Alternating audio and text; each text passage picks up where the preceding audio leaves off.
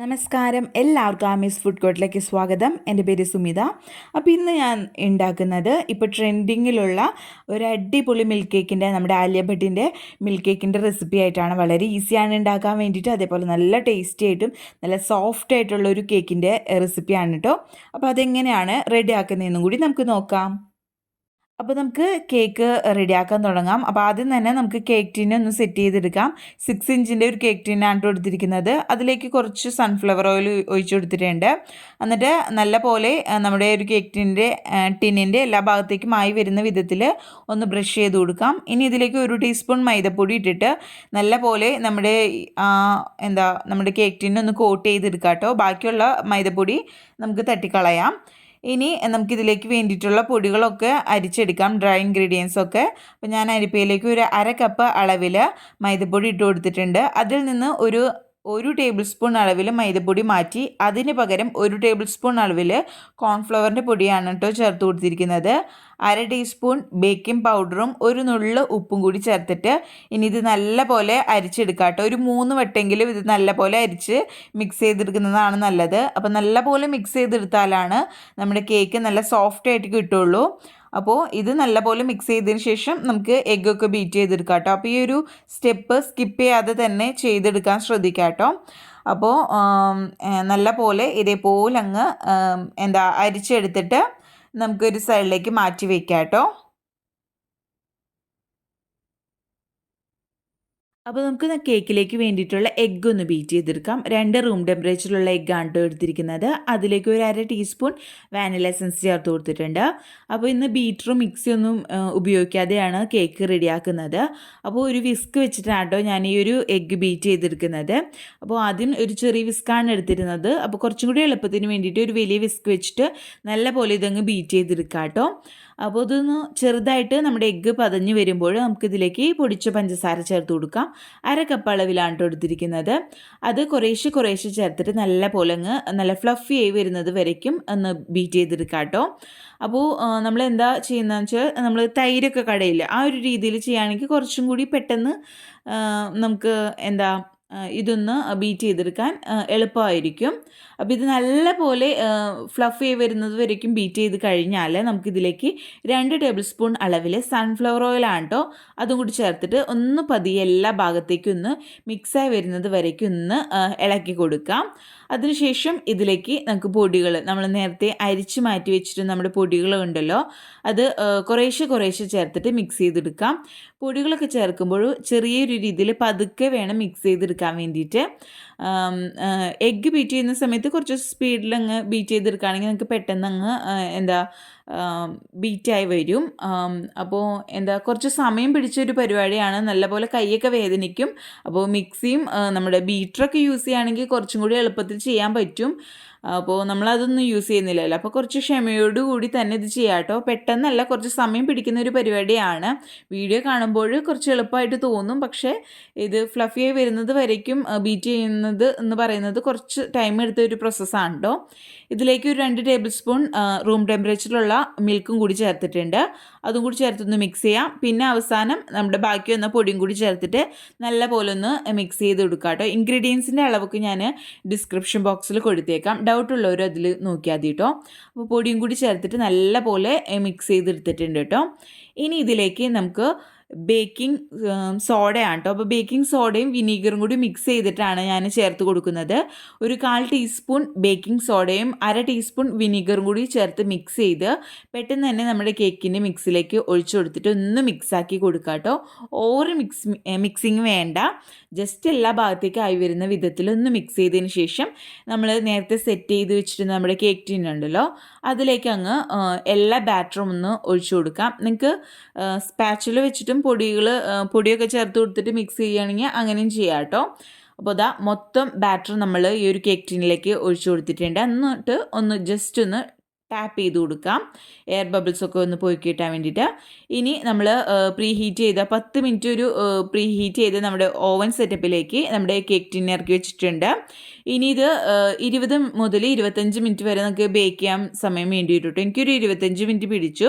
അപ്പോൾ നമ്മുടെ കേക്ക് നല്ല പോലെ ബേക്കായി വന്നിട്ടുണ്ട്. മീഡിയം ഫ്ലെയിമിൽ വെച്ചിട്ടാണ് പ്രീ ഹീറ്റ് ചെയ്തതും ബേക്ക് ചെയ്തതും. ഇനി ഇത് നമുക്ക് പുറത്തേക്ക് മാറ്റാം കേട്ടോ. പിന്നെ നമ്മുടെ കേക്ക് സോക്ക് ചെയ്യാൻ വേണ്ടിയിട്ടുള്ള ഒരു മിൽക്കിൻ്റെ മിക്സ് റെഡിയാക്കാം. അപ്പോൾ അതിന് വേണ്ടിയിട്ട് ഒരു വലിയ കപ്പിലേക്ക് ഞാനൊരു 1/4 കപ്പ് അളവിൽ പശുവിൻ പാലാണ് കേട്ടോ ചേർത്ത് കൊടുത്തിരിക്കുന്നത്. തിളപ്പിച്ച് ആറിയിട്ടുള്ള പാലാണ് ചേർത്ത് കൊടുത്തിരിക്കുന്നത്.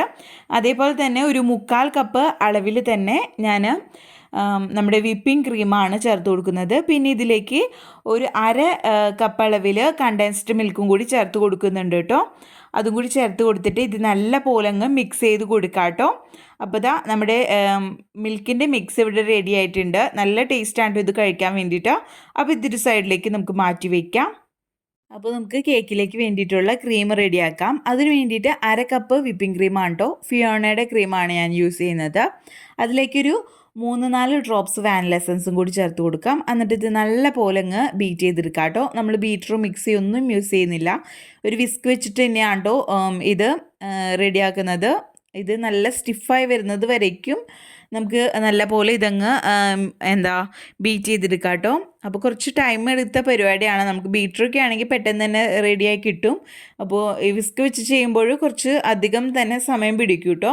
അപ്പോൾ ക്ഷമയോടുകൂടി തന്നെ ഇത് ചെയ്തെടുക്കാൻ ശ്രദ്ധിക്കാം. അപ്പോൾ അതാ ഈ ഒരു രീതിയിൽ നമ്മളൊന്ന് ബീറ്റ് ചെയ്തെടുത്തിട്ടുണ്ട്. നമ്മുടെ ഒരു ബീറ്ററിൻ്റെ ഒരു പെർഫെക്ഷൻ അത്രയ്ക്കും പെർഫെക്ഷൻ ഇല്ലെങ്കിലും ഒരുവിധം നമുക്കൊരു സ്റ്റിഫായി വരുന്നത് വരേക്കും ബീറ്റ് ചെയ്തെടുത്തിട്ടുണ്ട് കേട്ടോ. അപ്പോൾ ഇനി നമുക്കിതൊന്ന് ഫ്രിഡ്ജിലേക്ക് മാറ്റാം. ആ നേരം കൊണ്ട് നമ്മുടെ കേക്ക് ഒക്കെ നമുക്ക് ഡീമോൾഡ് ചെയ്തെടുക്കാം കേട്ടോ. അപ്പോൾ ഞാനിത് ഫ്രിഡ്ജിലേക്ക് ആ സമയം കൊണ്ട് ഇത് ഫ്രിഡ്ജിലേക്ക് മാറ്റുന്നുണ്ട് കേട്ടോ. അപ്പോൾ നമ്മുടെ മിൽക്ക് കേക്ക് നമുക്ക് സെറ്റ് ചെയ്തെടുക്കാം. അപ്പോൾ ഇതേപോലത്തെ നമുക്ക് ട്രേ കേക്ക് ഷോപ്പിൽ കിട്ടും. അപ്പോൾ നിങ്ങളുടെ കയ്യിലുള്ള പാത്രം നോക്കിയെടുക്കാം കേട്ടോ. അപ്പോൾ ഇതാ കേക്കിൻ്റെ സൈഡൊക്കെ ഞാനൊന്ന് ആ ഒരു ബ്രൗൺ കളറുള്ള ആ ഒരു ഭാഗമൊക്കെ ഒന്ന് ചെത്തി കളഞ്ഞിട്ടുണ്ട് കേട്ടോ. അപ്പോൾ ഇത് നല്ല സോഫ്റ്റ് ആയിട്ടാണ് കേട്ടോ നമ്മുടെ കേക്ക് കിട്ടിയിരിക്കുന്നത്. നമുക്ക് ഇത്രയും തിക്നെസ് നിങ്ങൾക്ക് ആവശ്യമില്ലെങ്കിൽ ലെയറായിട്ട് കട്ട് ചെയ്ത് വെക്കാം കേട്ടോ. അപ്പോൾ ഞാൻ ഈ തിക്നെസ്സിൽ തന്നെ കുറച്ച് മേൾഭാഗം ഒന്ന് ഇച്ചിരി പൊന്തിയിരുന്നു, അതൊന്ന് ചെത്തി കളഞ്ഞിട്ട് ആണ് എടുത്തിരിക്കുന്നത് കേട്ടോ.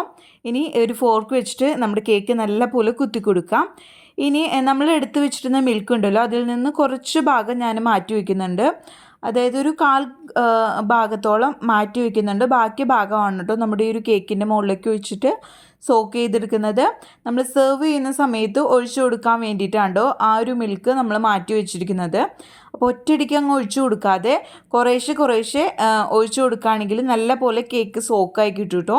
അതുകൊണ്ട് ആവാത്ത ഭാഗത്തുണ്ടെങ്കിൽ നല്ല പോലെ എല്ലാ ഭാഗത്തേക്കും ആകുന്ന വിധത്തിൽ ഒഴിച്ചു കൊടുക്കണം കേട്ടോ.